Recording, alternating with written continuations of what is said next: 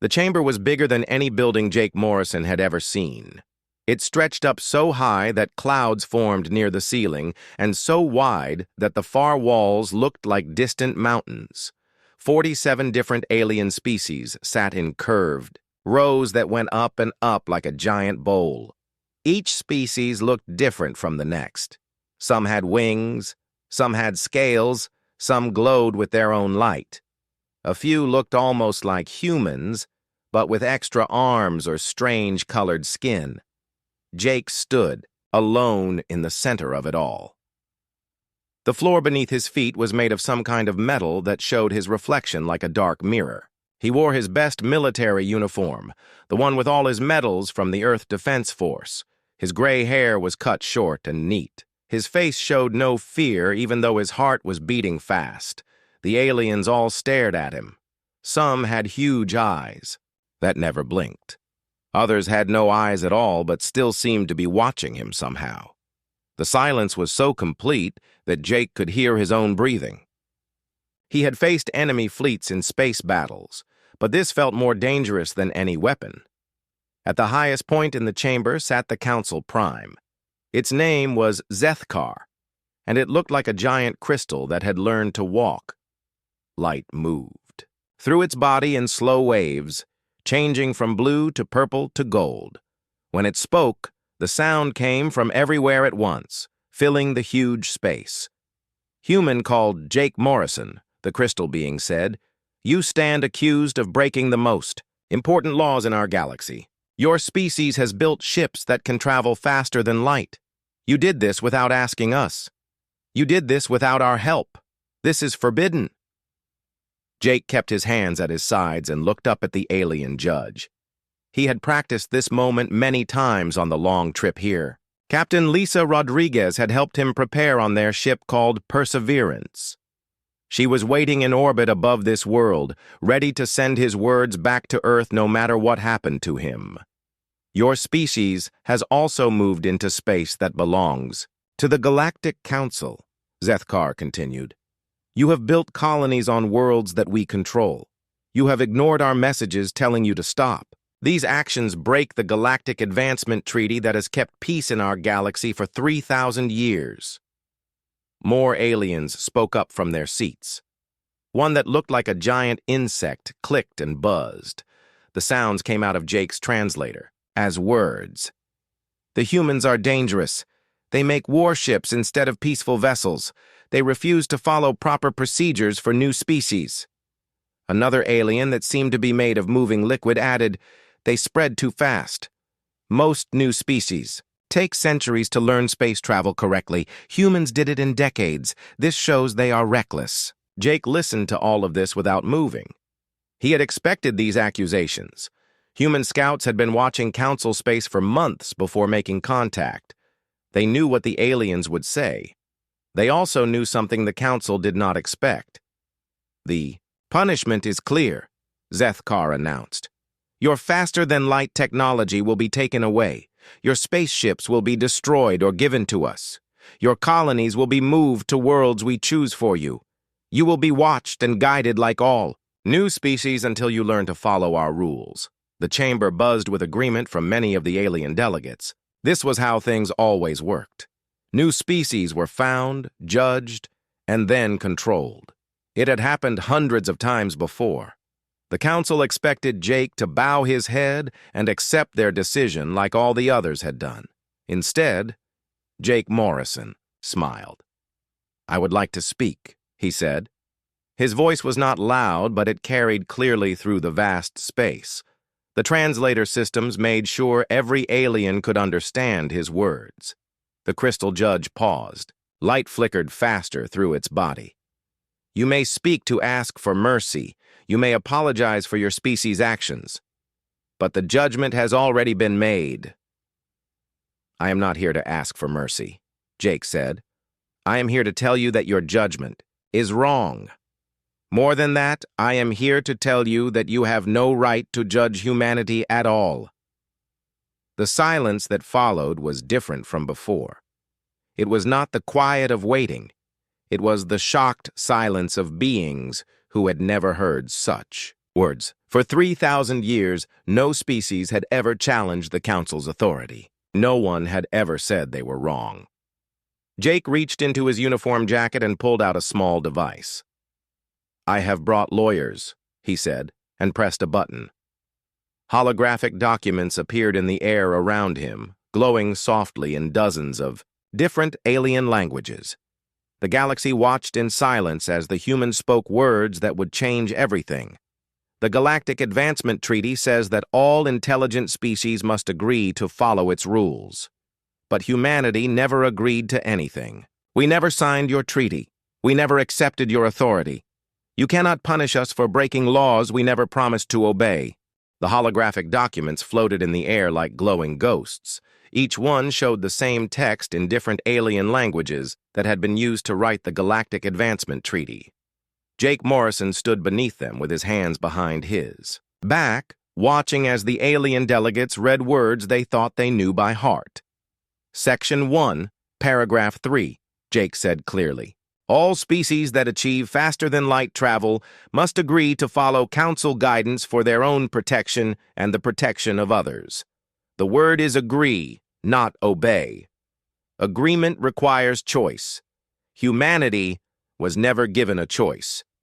The crystal, being called Zethkar, grew brighter as light pulsed faster through its body. "The treaty applies to all intelligent life in the galaxy. This has been law for 3,000 years. No species has ever questioned it." "That is exactly the problem," Jake replied.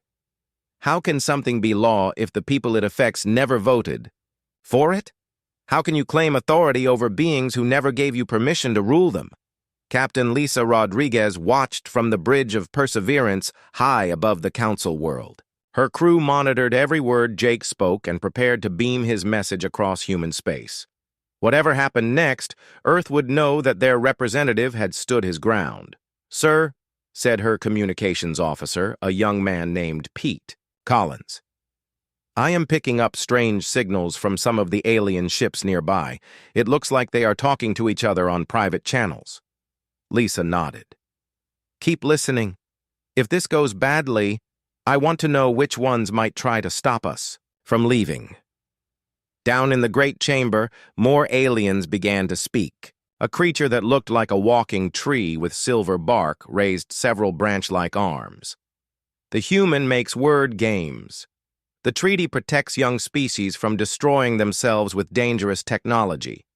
This is for their own good." Jake turned to face the tree alien. "Who decides what is good for us? You? The Council? Did anyone ask humanity what we thought was good for us?" He gestured to the floating documents. "Your own laws say that species must consent to be governed. Show me where humanity consented." An alien that seemed to be made of flowing energy spoke next. Its voice sounded like wind through metal. "New species are not wise enough to make such choices. They must be guided until they prove themselves worthy of freedom." "Worthy according to whom?" Jake asked. "The treaty says nothing about proving worthiness. It talks about agreement and consent. Those are not the same thing as proving anything, to anyone." The chamber began to buzz with conversations as aliens talked among themselves. This was not how these meetings usually went. New species were supposed to accept Council wisdom gratefully. They were supposed to understand that the Council knew better than they did about everything.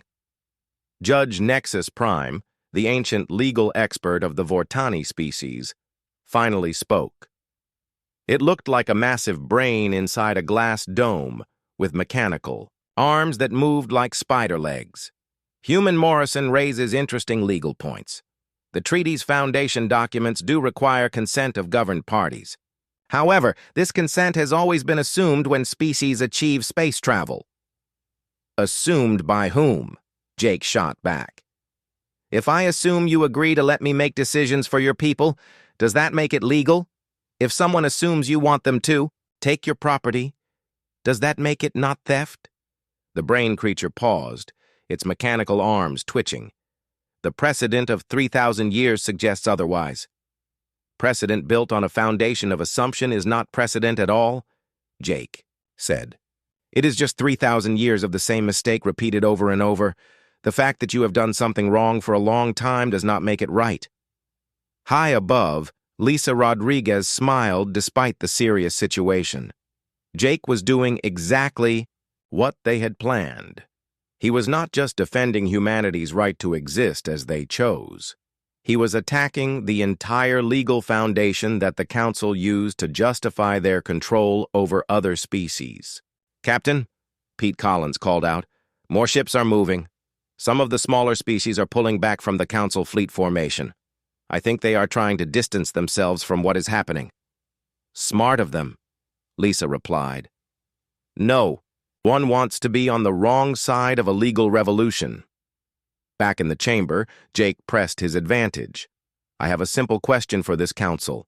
If the Galactic Advancement Treaty requires consent, and if humanity never gave consent, then what gives you the right to enforce your laws on us?" The silence stretched on and on. Aliens who had never questioned their authority were suddenly faced with a question they could not answer. Some species had joined the council willingly, but others had been forced to accept guidance after being conquered or threatened. Jake continued speaking into that silence. "According to your own laws, there are only 3 things you can legally do. First, you can ask humanity to voluntarily join the council under terms we find acceptable. Second, you can leave us alone to govern ourselves as we see fit. Third, you can admit that the treaty is meaningless and that you rule through force instead of law." Zethkar's light pulsed in rapid, angry flashes. "You forget a 4th option, human. We can declare your species a threat to galactic peace and act accordingly." Jake nodded as if he had expected this response. "Yes, you could try to destroy us, but then you would prove my point completely. You would show the galaxy that the Council maintains power through violence, not law. You would demonstrate that all your talk of protection and guidance is just an excuse to control others." The chamber erupted in chaos as dozens of species began arguing with each other. Some supported the Council's traditional authority. Others began questioning decisions that had affected their own peoples for centuries, the unity that had kept the Council strong for 3,000 years started to crack like ice under spring sunshine. Jake Morrison stood calm in the center of it all, waiting for the galaxy to decide whether it wanted to be ruled by law or by force. Jake Morrison waited for the chaos to die down before he spoke again. When the chamber finally grew quiet, he reached into another pocket of his uniform and pulled out a second device. This one was different from the first, smaller and darker. "There is something else you should know," Jake said. His voice carried clearly through the vast space. "Humanity has not been idle while traveling to this meeting. We have been exploring, learning, and most importantly, digging." He pressed a button on the device and new holographic displays filled the air above him. These were not legal documents. These were star maps, photographs, and archaeological findings. The images showed ruined cities, abandoned space stations, and empty worlds that had once been full of life. My colleague, Dr. Ben Carter, has spent the last 5 years investigating worlds throughout Council space. What he found there tells a very different story than the one you have been telling the galaxy. The first image showed a beautiful blue and green planet with white clouds. "This is Kethmore Prime, former home of the Kethmori species. According to Council records, they became extinct through natural causes 800 years ago. The image changed to show the same world as it looked now. Cities lay in ruins. No lights showed anywhere on the night side of the planet. It looked completely dead. Dr. Carter found something interesting in the ruins of their capital city. He found Council communication logs that survived in their archives. The Kethmori had developed a new type of energy source that was cleaner and more powerful than anything the Council used. They wanted to share this technology with other species." Jake gestured, and another holographic document appeared. This one was clearly written in Council symbols. "The Council decided this technology was too dangerous for a young species to possess. They demanded that the Kethmori stop their research and destroy all their work. When the Kethmori refused, the Council declared them a threat to galactic stability. The chamber was completely silent now. Even the aliens who had been arguing before stopped talking to listen. The Kethmori were not destroyed by war, Jake continued. They were destroyed by selective virus weapons that the Council released into their atmosphere. The official records say it was a natural plague. The recovered logs tell a different story. Zethkar's light flashed angry red. These accusations are impossible to verify. The human could have created false documents to support his lies. Jake smiled coldly. Could I have also created false archaeological evidence on 17 different worlds? Could I have somehow placed fake artifacts in ruins that predate human space travel by centuries? More images appeared in the air. Each one showed a different world, a different species, and a different tragedy. The Yelan Republic had developed advanced shipbuilding techniques that made their vessels faster than Council ships. The Council had confiscated all their technology and forbidden them from building anything more advanced than simple cargo haulers. The Malari Union had created artificial intelligence that could solve complex mathematical problems in seconds. The Council had declared AI research illegal and destroyed every computer system on their worlds. The pattern was always the same. A species would develop something new and promising. The Council would decide it was too dangerous or too advanced. The species would be forced to give up their innovations or face serious consequences. 34 species over the last 1,000 years, Jake said.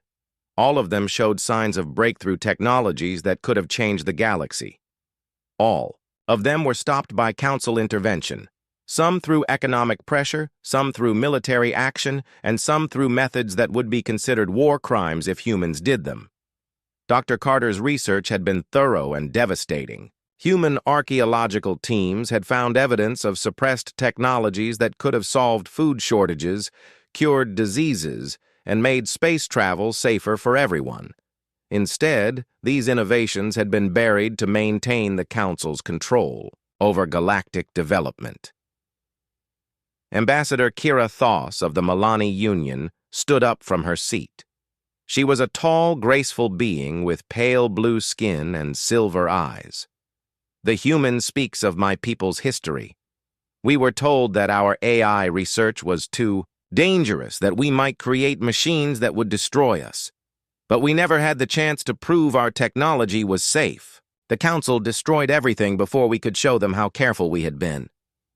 Other aliens began speaking up. A representative from the Yelan Republic confirmed that their shipbuilding innovations had been taken away, just as Jake described. A delegate from the Zephyr Collective admitted that their energy research had been shut down for similar reasons.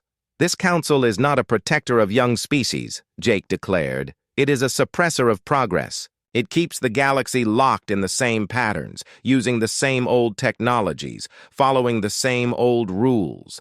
Not because these things are best for everyone, but because they keep the original council species in power. Judge Nexus Prime's mechanical arms moved rapidly as its brain processed this information. Even if these historical claims are accurate, they do not change the current legal situation. The treaty still exists. Council authority still exists. Does it? Jake asked. If the treaty was created through deception and maintained through suppression, is it still valid? If the Council's authority comes from preventing other species from growing and learning, should that authority be respected? He gestured to all the evidence floating in the air around him. The galaxy has been held back for 3,000 years. How many diseases could have been cured? How many problems could have been solved? How many species could have reached their full potential if the Council had not decided they were too dangerous to be allowed to try? Captain Rodriguez watched from space as more alien ships began moving away from the Council fleet. The revelations were causing exactly the reaction Jake had hoped for. Species that had accepted Council authority for centuries were suddenly questioning everything they had been told about their own histories. The Council calls itself the Guardian of Galactic Peace, Jake said. But peace, built on suppression, And fear is not really peace. It is just a very long period of controlled stagnation. Humanity refuses to be stagnated. We refuse to be controlled. We refuse to let our potential be buried to make other species feel safe. The crystal being Zethkar pulsed with angry light. The human offers only chaos and destruction. Without council guidance, species destroy themselves with technologies they cannot handle. We have seen it happen. Have you? Jake challenged. Or have you made it happen whenever a species got too close to matching your own abilities? The evidence suggests that the Council's greatest fear is not that young species will destroy themselves. It is that they will surpass you. The chamber had become a battlefield of words and ideas. Alien species that had not spoken to each other in decades were suddenly debating ancient grievances and forgotten dreams. Jake Morrison stood in the center of it all, watching as 3,000 years of careful control began to unravel. The human has shown us evidence, Ambassador Kira Thoss said, her silver eyes flashing.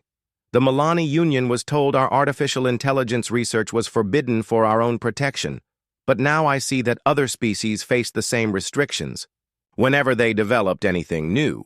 A delegate from the Zephyr Collective, a being that looked like living wind held together by electricity, spoke in a voice like distant thunder.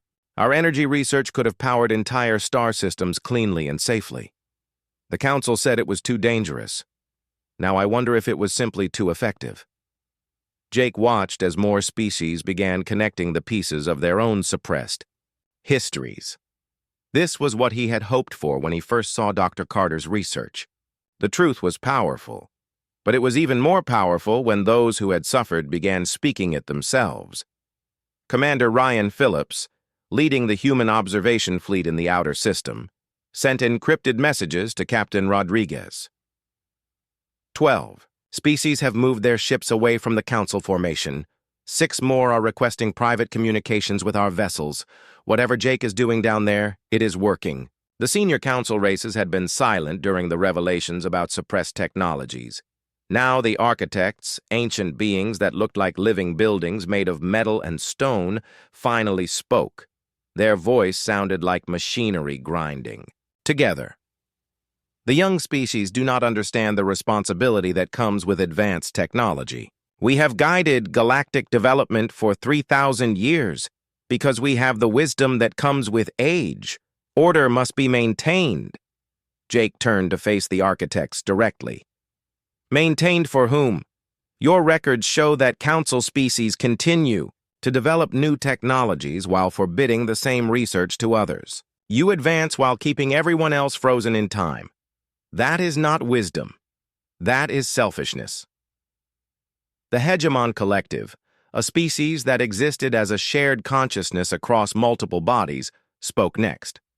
All 12 of their representatives in the chamber said the same words at exactly the same time, creating an eerie echo effect. Chaos results from uncontrolled advancement. Species destroy themselves when they reach beyond their capabilities. The Council prevents this destruction. Does it? Jake asked. Or does the Council create the very conditions that lead to destruction? When you suppress a species for centuries and then they finally break free, of course they might make mistakes. They have been denied the chance to learn and grow naturally. He gestured to the holographic evidence still floating above them. The Kethamori were not destroyed because their technology was dangerous. They were destroyed because they refused to give up their independence.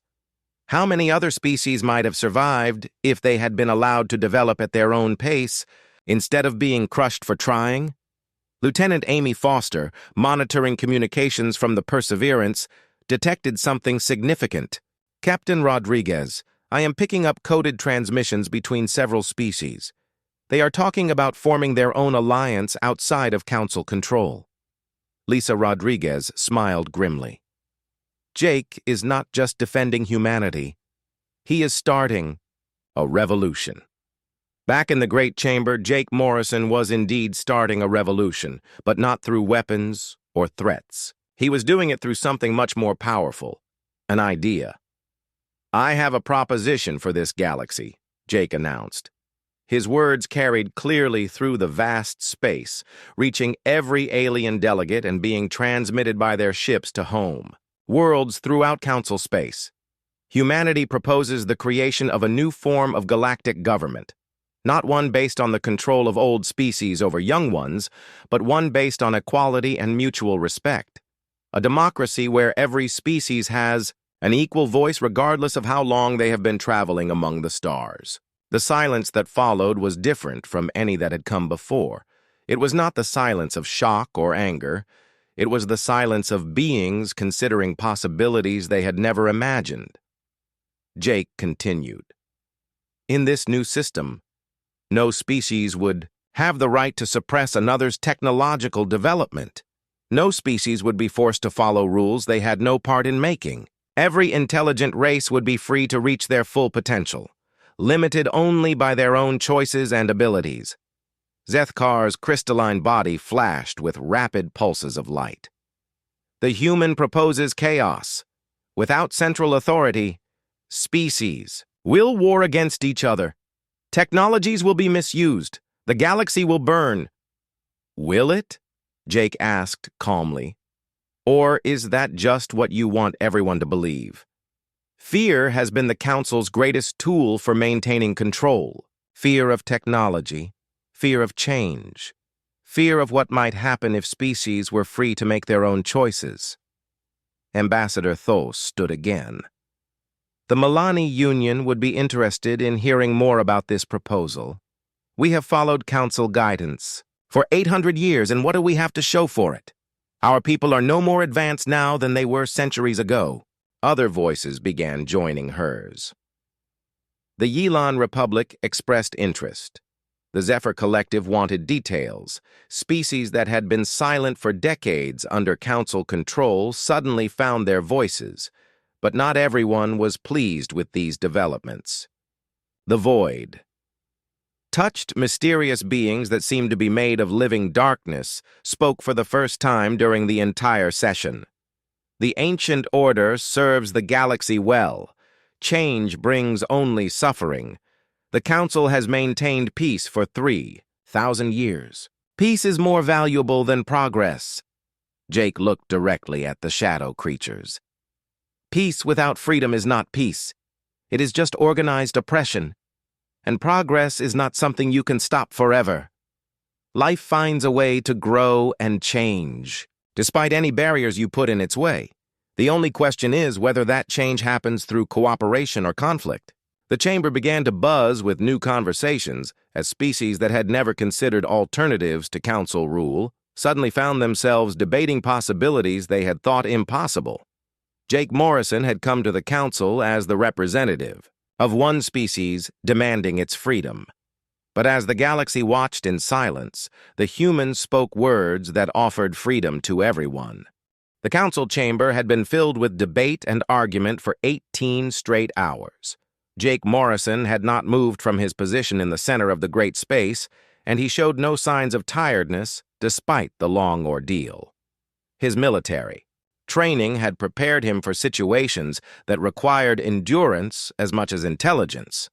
The senior Council races had withdrawn to their private chambers to discuss humanity's proposals. While they debated, the younger species continued to talk among themselves, sharing stories of suppressed technologies and missed opportunities that spanned centuries. Captain Lisa Rodriguez received regular updates from her communications officer. Captain, we are monitoring massive fleet movements throughout Council space. Some species are moving toward their home systems, others are repositioning closer to strategic locations. It looks like everyone is preparing for major changes. Any hostile movements toward us? Lisa asked.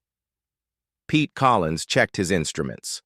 Nothing direct, but the Hegemon Collective has moved 3 battle fleets to positions that could block our exit from this system. They might be planning to prevent us from leaving if negotiations go badly. Lisa nodded. She had expected this possibility. Send a message to Admiral Morrison. Let him know we may have limited time before someone decides to end this peacefully, or otherwise. In the chamber below, Jake received the subtle signal from his ship through his personal communicator. The Council's patience was running out. which meant he needed to force a decision soon. When the senior races returned to their seats, the crystalline being Zethkar spoke for all of them. The Council has reached a decision regarding humanity and these proposals for change. The entire chamber fell silent. Hundreds of alien species waited to hear words that would determine the future of galactic civilization. Humanity will be granted junior membership in the Galactic Council, Zethkar announced. You will have limited voting rights and will be assigned a mentor species to guide your development. Your faster-than-light technology will be regulated, but not confiscated. Your colonies will be allowed to remain in their current locations under Council oversight. Jake listened to this offer without changing expression. It was exactly what he had expected the Council to propose. They were offering humanity a place at their table, but as a junior partner with no real power to change anything. In return, the crystal being continued, humanity must abandon these disruptive ideas about galactic democracy. The current system has maintained peace for 3,000 years. It will not be changed to satisfy the demands of one young species. The chamber buzzed with conversations as species discussed this compromise. To many of the aliens, it seemed like a generous offer. Humanity would get most of what they wanted while the Council maintained its authority. Jake Morrison looked up at the towering crystalline judge and spoke one simple word that echoed through the vast space. No. The silence that followed was absolute. In 3,000 years of Council history, no species had ever rejected an offer of membership. The concept was so foreign that many aliens could not understand what they had just heard. The human does not comprehend the generosity of this offer, Zethkar said, its light pulsing with confusion and growing anger. Junior membership is an honor. Many species wait centuries for such recognition. I understand the offer perfectly, Jake replied. You want humanity to accept a small amount of freedom in exchange for giving up our right to real independence. You want us to be grateful for scraps from your table instead of demanding a seat as equals. He gestured to all the species watching him. More importantly, you want us to abandon the idea that all intelligent life deserves the right to determine its own future. You want us to help you convince the galaxy that your authority is natural and necessary. Ambassador Kira Thoss rose from her seat again. What is humanity's alternative to the Council's offer?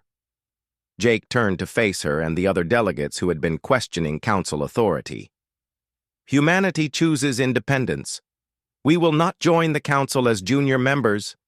We will not accept Council oversight of our colonies. We will not submit to regulation of our technology by beings who earned their position through suppression rather than merit. The chamber erupted in chaos as aliens shouted arguments in dozens of different languages. Some species supported humanity's bold stand, while others warned of the consequences of defying Council authority. Through the noise, Jake's voice carried clearly as he continued speaking. Any species that wishes to join humanity in creating a new form of galactic government is welcome to do so. We offer true equality, not the false hierarchy that has held back the galaxy's development for 3,000 years. Commander Phillips sent urgent messages from the outer system. Multiple species are breaking away from the Council fleet formation. The Milani Union has announced they are withdrawing from Council membership effective immediately. 6 other species are following their lead. On the Bridge of Perseverance, Lisa Rodriguez watched as history unfolded before her eyes. Prepare for immediate departure if necessary. If this situation turns violent, I want us ready to run. But in the Council chamber, something unexpected was happening. Instead of angry threats or military action, the senior Council races seemed to be in shock. For the first time in their long existence, their absolute authority was being questioned not by one rebellious species, but by a growing movement that offered a real alternative to their rule. The Yilan Republic announced they were reclaiming technologies the Council had forbidden them to develop. The Zephyr Collective declared they would no longer accept restrictions on their energy research. Species after species began asserting rights they had forgotten they possessed. Jake Morrison stood calm in the center of the storm he had created. He had come here as the representative of humanity, but he was leaving as something much more significant. He was the voice of a new idea that could not be silenced or suppressed. "The choice is yours," he said to the entire galaxy. "You can continue to live under rules made by others for their benefit, or you can join us in building something better. A government of the people, by the people, and for the people." The ancient words of human democracy echoed through space, reaching civilizations that had never heard such concepts before. The galaxy watched in silence as the humans spoke words that would change everything. 6 months had passed since Jake Morrison stood before the Galactic Council and spoke words that shattered 3,000 years of tradition. The galaxy was no longer the same place it had been before that day. The great council chamber that had once housed 47 species now held only 23. The others had withdrawn to form something entirely new, the Democratic Galactic Assembly. Their first meeting was held in neutral space, aboard a massive station built cooperatively by species that had never worked as equals before. Jake Morrison, now serving as humanity's first galactic ambassador, looked out at the delegates gathered for the Assembly's inaugural session. The Milani Union sat beside the Yilan Republic. The Zephyr Collective shared technical data freely with species they had been forbidden to contact under Council rules. Former enemies were becoming partners in the greatest experiment the galaxy had ever known. "Friends and colleagues," Jake began, his voice carrying to every corner of the new assembly hall. 6 months ago, most of us had never imagined this day would come. We lived under rules we did not make, restricted by laws we never agreed to follow, and told that this was the natural order of things. Ambassador Kira Thoss smiled as she listened. Her people's artificial intelligence research had resumed immediately after leaving the council. In just 6 months, the Milani had made breakthrough discoveries that solved food distribution problems affecting 12 different worlds. "Today we gather not as subjects seeking permission, but as partners seeking cooperation," Jake continued. "We come together not because we are forced to, but because we choose to. This is what real democracy looks like." The assembly hall buzzed with agreement from dozens of species. Each delegate represented civilizations that had decided freedom was worth the risks that came with independence. Captain Lisa Rodriguez, now promoted to Admiral of the Human Expeditionary Fleet, received reports from exploration missions throughout assembly space. Human ships worked alongside Yilan vessels using their newly unrestricted shipbuilding techniques. Zephyr energy systems powered stations that would have been impossible under Council limitations. "The progress reports are remarkable," she told Jake during a break in the assembly session. "Medical advances from the Milani AI research, clean energy solutions from the Zephyr Collective, and transportation improvements from Yilan Engineering. In 6 months, we have seen more innovation than the Council allowed in 6 centuries. But the galaxy's transformation had not been without conflict. The remaining Council species, led by the Architects, Hegemon Collective, and Void Touched, had formed their own alliance.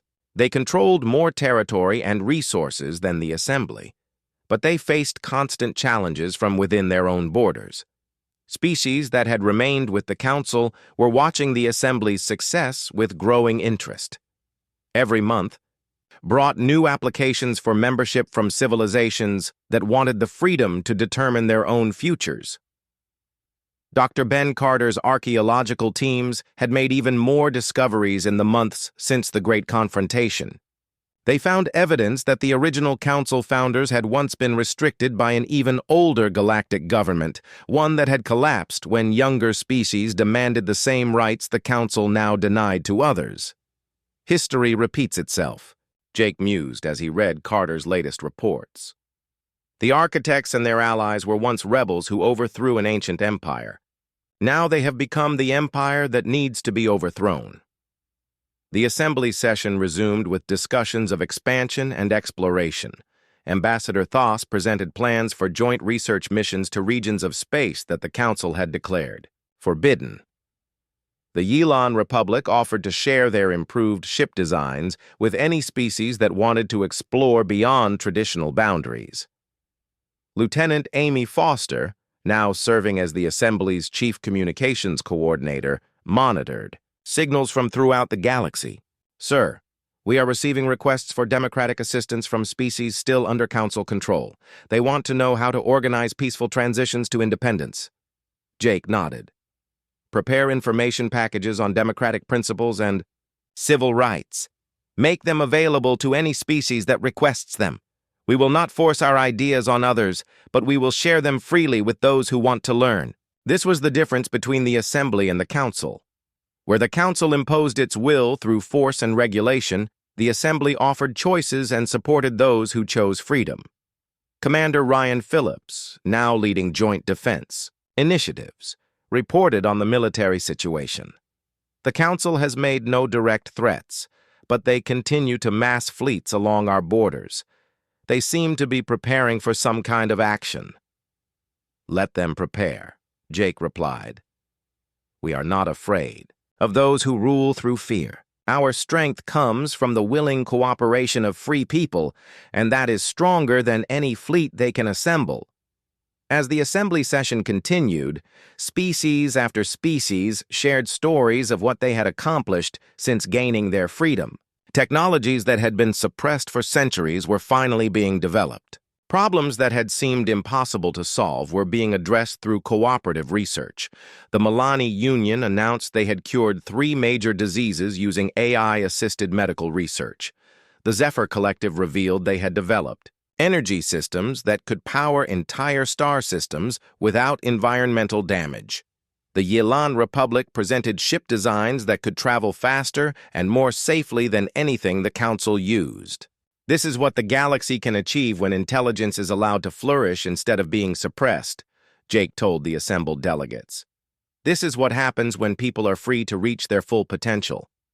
But the session's most important moment came when Jake announced the Assembly's core principles for the historical record. These words would be transmitted to every world in Assembly space and beyond, reaching civilizations that still lived under Council control. "We hold these truths to be self-evident," Jake declared, his voice carrying across the galaxy through faster-than-light communications. "All intelligent species are created equal. They are endowed by their nature with certain unalienable rights, among these life, liberty, and the pursuit of knowledge. Governments derive their just powers from the consent of the governed. The words were simple, but revolutionary. For the first time in galactic history, a government was founded on the principle that authority came from the people being governed, not from the rulers themselves. As Jake concluded his speech, the galaxy watched in silence as the humans spoke words that offered hope to every intelligent being among the stars. The age of imposed order was ending.